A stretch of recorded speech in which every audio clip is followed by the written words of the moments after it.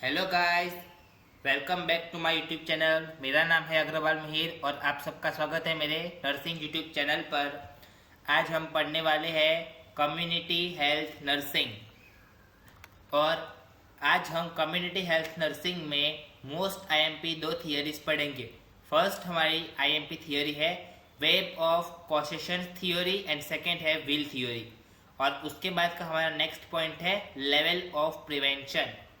Okay, so next पहले हम पढ़ेंगे theory first. Web of causation का मतलब क्या होता है? तो it is suggest by MacMahon and Pugh, यानी ये जो थियोरी सजेस्ट की है वो मैकमोहन और पग के द्वारा की गई है। Second, the various factor are like in interacting web of a spider. For an example, hypercholesteremia, smoking and hypertension। यानी वेब ऑफ कॉसेशंस के वेरिएबल फैक्टर्स है वो इंटरेक्ट करते हैं कि एज अ स्पाइडर की तरह, यानी वेब यानी मकड़ी का जाला होता है वो तो स्पाइडर जैसा ही होता है। अब जो उसके एग्जाम्पल्स है वो कौन से है? तो फर्स्ट एग्जाम्पल है hyper cholesterolemia, okay, then smoking और लास्ट है hypertension. Third point, important in causing the final department from the state of health as well as interacting which other, यानी important in causing the final departure the state of health interact with other, यानी other से लोगों के साथ बातचीत करते हैं। Next, ideally suited in the study of chronic disease where the agent is often not known. Any disease is it the outcome of interaction of multiple factors, यानी कुछ मल्टीपल फैक्टर ऐसे होते हैं जिनकी क्रॉनिक डिसीज पर हम study करते हैं, उनके एजेंट क्या होते हैं वो हमें पता नहीं होते और उसका परिणाम क्या होता है वो हम अंदाजा नहीं लगा सकते। ये भी one type of web of causation की थ्योरी है।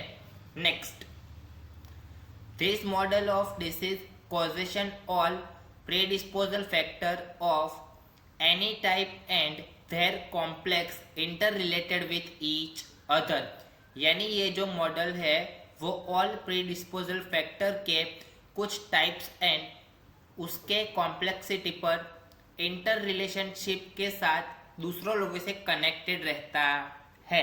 नेक्स्ट, हमने फर्स्ट थियोरी कवर कर ली। सेकेंड थियोरी है व्हील थियोरी। अब व्हील थियोरी का मतलब क्या होता है वो हम देखेंगे। तो as medical knowledge advance and additional aspect of interest that come into play is the comparative role of generic and the environment.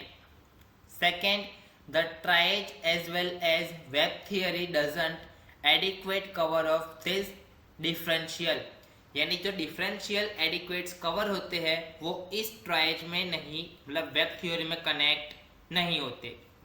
Okay, next point क्या है? तो to explain such relative contribution of generic and environment factor as wheel theory has been postulated, यानी ये जो wheel theory है उसका generic और environment factor जो व्हील थ्योरी में होता है उसका एक्सप्लेनेशन इस रिलेटेड टू व्हील थ्योरी में कंट्रीब्यूट किया जाता है। Next, wheel theory. अब व्हील थ्योरी का होस्ट ह्यूमन मेन फैक्टर होता है, उसमें टोटल एनवायरनमेंट कौन से होते हैं? तो फर्स्ट होते हैं बायोलॉजिकल एनवायरनमेंट, सेकेंड होता है सोशल एनवायरनमेंट और थर्ड होता है physical environment. Okay, now next theory है लेवल ऑफ प्रिवेंशन। अब देखा जाए तो पहले हम इसकी थ्योरी पढ़ेंगे। Definition of prevention. अब प्रिवेंशन का मतलब क्या होता है? तो prevention is the action aim at eradication, elimination और minimize the impact of disease और डिसेबिलिटी, यानी प्रिवेंशन का मतलब होता है कि जो भी हमें डिसीज होती है बरोबर, उसका मेन मकसद होता है उसको एलिमिनेट यानी कम कर देना, उसके इम्पैक्ट को, वही प्रिवेंशन का मीनिंग होता है। अब ये थियोरी होती है वो किसने दी, तो ये थियोरी दी है जॉन एम लास्ट ने। नेक्स्ट, अब लेवल ऑफ प्रिवेंशन में कौन से पार्ट होते हैं, तो फर्स्ट आएंगे अंडरलाइन, उसके बाद आएगा सस्केप्टिबल, उसके बाद आएगा सब क्लिनिकल, उसके बाद आएगा रिकवरी ऑब्लिक डिसेबिलिटी फेज, और लास्ट में आएगा clinical phase. Okay, next level of prevention में हम पहले पढ़ेंगे प्रीमोर्डियल फेज, फिर आएगा प्राइमरी फेज, देन सेकेंडरी, और सबसे लास्ट आएगा टर्सरी फेज। नेक्स्ट, अब लेवल ऑफ प्रिवेंशन में फर्स्ट प्रीमोर्डियल प्रिवेंशन। अब प्रीमोर्डियल प्रिवेंशन का मतलब क्या होता है, तो prevention of risk factor themselves beginning condition, यानी जो प्रिवेंशन का रिस्क मॉडल होता है यानी रिस्क फैक्टर, वो बिगनिंग कंडीशन यानी शुरुआत की कंडीशन से होता है। Next, this factor are observe to develop and continue high risk people, यानी जो प्रीमोर्डियल प्रिवेंशन का फर्स्ट फैक्टर जो हम देखते हैं और जो उसका डेवलपमेंट और जो कंटिन्यू होता है वो हाई रिस्क ऑफ पीपल से होता है। अब हाई रिस्क ऑफ पीपल्स कौन से होते हैं, छोटे बच्चे मान लो, एडल्ट मान लो, और सबसे ज़्यादा ओल्ड एज वाले लोग होते हैं, और प्रेग्नेंट वुमन भी होती है उसमें। ओके, नेक्स्ट आता है सेकेंडरी प्रिवेंशन। आई थिंक मैंने इसमें प्राइमरी प्रिवेंशन लिखा है या नहीं, देख लेता हूँ। Okay, this is my mistake, ये प्राइमरी प्रिवेंशन है। ओके, हाँ, तो ये प्राइमरी प्रिवेंशन में क्या होता है, purpose of primary prevention is it prevent a disease from occurring is simple from primary prevention is action take prior to onset of disease occurrence, यानी जो प्राइमरी प्रिवेंशन का मुख्य हेतु है वो यही होता है कि डिसीज को कम करना, डिसीज के इम्पैक्ट को कम करना और एक्यूरेसी एकदम नॉर्मल रखना, जिससे प्राइमरी प्रिवेंशन के जो एक्शंस होते हैं यानी उसकी जो भी इम्पैक्ट होती है, अगर बाई चांस हम उसके प्रिवेंशन को कम नहीं कर पाए तो प्राइमरी प्रिवेंशन का जो सिंपल एक्शन होता है रोग का, वो इतना कम रहे कि हम उसके डिसीज को आराम से झेल सके। Okay, next, prevention of non communicable disease. अब जो प्राइमरी प्रिवेंशन होता है वो नॉन कम्युनिकेबल डिसीज का होता है, यानी उसका प्रिवेंशन हम रोक सकते हैं और हम उसका इम्पैक्ट कम कर सकते हैं। ओके, अब उसके मोस्ट ऑफली टोटल 2 टाइप्स होते हैं। फर्स्ट डिपेंड करता है पॉपुलेशन स्ट्रेटेजी। अगर हम किसी विलेज में रहते हैं तो विलेज के अकॉर्डिंग वहाँ के लोग कम होते हैं, तो यहाँ पर नॉन कम्युनिकेबल डिसीज का फैलना एकदम लो हो जाता है। अगर आप सेमी अर्बन एरिया में रहते हो तो वहाँ पे चांसेस 50-50 है कि वहाँ पर नॉन कम्युनिकेबल डिसीज फैलेगा ही फैलेगा, और अगर आप सिटी यानी अर्बन एरिया में रहते हो तो वहाँ पर हाई रिस्क होता है कि कम्युनिकेबल या नॉन कम्युनिकेबल कोई भी डिसीज हो वो फैलता ही फैलता है। ओके, सेकेंड है हाई रिस्क। अब हाई रिस्क किन पे लगता है, हाई रिस्क लगता है कि पीडियाट्रिक वाले बच्चे हो यानी छोटे बच्चे, फिर एडल्ट लोगों को उतना फर्क नहीं पड़ता क्योंकि इनकी इम्यूनिटी स्ट्रांग होती है। प्रेग्नेंट वुमन पे ज़्यादा रिस्क रहता है, एडोलेशन गर्ल्स पे इम्पैक्ट करता है, और प्रेग्नेंट वुमेन के बाद ये ओल्ड एज और पीडियाट्रिक ये दोनों बच्चों पे बहुत ज़्यादा इम्पैक्ट रहता है। नेक्स्ट पॉइंट है सेकेंडरी प्रिवेंशन। पहले हमने जो पढ़ा वो प्राइमरी प्रिवेंशन था, फिर भी मैं एक बार अगेन आपको बोल रहा हूँ, और ये जो पढ़ रहे हैं वो सेकेंडरी प्रिवेंशन है, याद रखना। सेकेंडरी प्रिवेंशन में क्या होता है, secondary prevention is early diagnosis and treatment which include surgical procedures, यानी सेकेंडरी प्रिवेंशन के जो डायग्नोसिस है वो हम पहले पता कर सकते हैं और उसकी ट्रीटमेंट सर्जिकल प्रोसीजर से होती है। फिर नेक्स्ट पॉइंट क्या बोलता है, national health programme were operated by government at secondary level of prevention, यानी जो सेकेंडरी हेल्थ सेकेंडरी प्रिवेंशन होता है उसके जो जो प्रोग्राम होते हैं, यानी सिंपल भाषा में आपको समझाऊं तो सेकेंडरी लेवल ऑफ प्रिवेंशन के जो भी डायग्नोसिस होते हैं उसे रोकने के लिए गवर्नमेंट की तरफ से नेशनल हेल्थ प्रोग्राम ऑपरेट किए जाते हैं।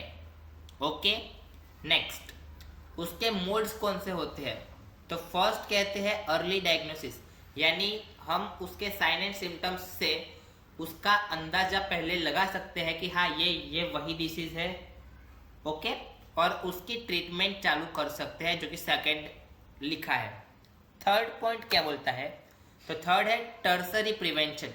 अब टर्सरी प्रिवेंशन को आप last stage of level of prevention भी कह सकते हैं। Okay, tertiary prevention is applied when disease has progress beyond early stages. Tertiary prevention का मतलब ये होता है कि जब कोई डिसीज प्रोग्रेस करता हो तो उसको अर्ली स्टेजेस पास हो चुका हो, यानी सेकेंडरी प्रिवेंशन से ये थोड़ा अपग्रेड हो चुका होता है। ओके, उसका मेन एम क्या होता है, तो this level to reduce limit impairment and disability और minimizing suffering caused by exact disease और हेल्थ प्रॉब्लम, यानी टर्सरी प्रिवेंशन का जो रेडियस लिमिट होता है वो इतना हाई होता है कि उसकी डिसेबिलिटी और मिनिमाइजिंग को कॉज और एग्जैक्ट डिसीज और हेल्थ प्रॉब्लम का पता लगाना मुश्किल हो जाता है। ओके, तो आज हमने क्या क्या पढ़ा है वो हम बाद में डिस्कस करेंगे, पहले इसके मोड्स एक बार देख लेते हैं। तो मोड्स में बोलते हैं फर्स्ट डिसेबिलिटी लिमिटेशन। अब डिसेबिलिटी लिमिटेशन का एग्जाम्पल क्या होता है, फिजियोथेरेपी, और सेकेंड होता है रिहेबिलिटेशन। अब ये जो दो टॉपिक है डिसेबिलिटी लिमिटेशन और रिहेबिलिटेशन, इसके ऊपर भी एक डीप थ्योरी है, लेकिन उसकी आपको उतनी ज़रूरत नहीं पड़ेगी। अगर 5 मार्क्स में ये क्वेश्चन आता भी है तो मैंने जितना बताया है आप उतना एक्सप्लेन करके लिखोगे तो भी आपके लिए बेटर है। नेक्स्ट, बस तो सिर्फ आज के लिए इतना ही। अगर आपको मेरे इस वीडियो से कुछ भी नया सीखने को मिला है तो don't forget to subscribe my YouTube channel. Please like this video, subscribe my channel and hit the bell icon.